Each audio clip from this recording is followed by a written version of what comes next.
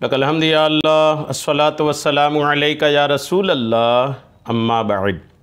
सिलसिला है नाजरीन के सवालों के जवाब देने का।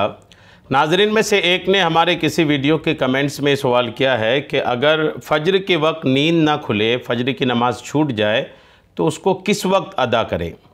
आइए जवाब तवज्जो के साथ सुनिए।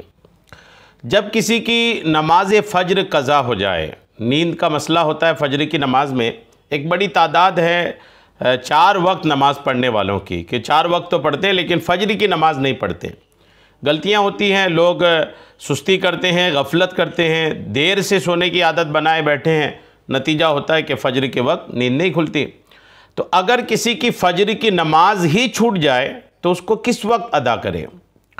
जब किसी की नमाज फ़ज्र कज़ा हो जाए और ज़वाल से पहले अदा करना चाहे, जो मना वाला वक्त है उससे पहले अगर अदा करना चाहे तो हुक्म यही है कि फ़र्ज़ के साथ साथ सुन्नत की भी कज़ा करे।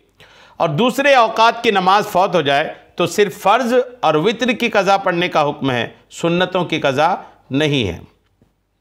इसकी वजह यह बयान की है कि फ़ज्र की 2 रकअत सुन्नत करीब बवाजिब है, इसलिए अगर ज़वाल से पहले अदा की जाए तो फ़र्ज़ के साथ सुन्नत की भी कज़ा पढ़ने का हुक्म है। ये बात समझ में आ गई होगी आपको।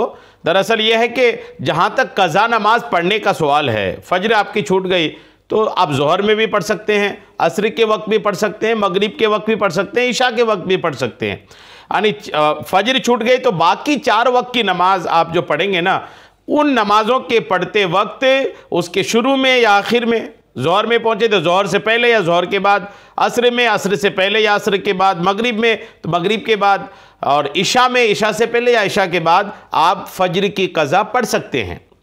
अगर आप 4 वक्त की नमाज़ों में किसी वक्त पढ़ना चाहें तो एक इसका तरीका यह है कि फ़ज्र की नमाज छूट गई और आपकी नींद खुली सूरज निकलने के बाद, तो अब ज़वाल से पहले अगर आप पढ़ना चाहें, मुनासिब है पढ़ लें, ज़िंदगी का क्या ठिकाना कब मौत आ जाए, तो इसलिए बेहतर है कि जितनी जल्दी हो सके अपनी कज़ा नमाज़ें पढ़ लेनी चाहिए। तो अगर कोई सूरज निकलने के बाद नींद खुली और उसके बाद पढ़ना चाहे तो सूरज निकलने के 20 मिनट बाद आप फ़ज्र की कज़ा पढ़ सकते हैं।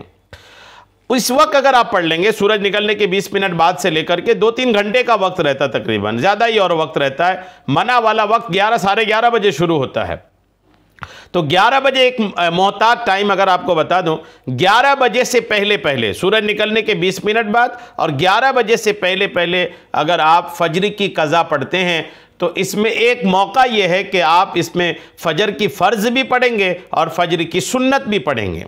यहाँ सुन्नत पढ़ने का मौका आपको मिल जाएगा, यानी 2 रकअत सुन्नत की भी कज़ा कर लेंगे और 2 रकअत फ़र्ज़ की भी कज़ा कर लेंगे।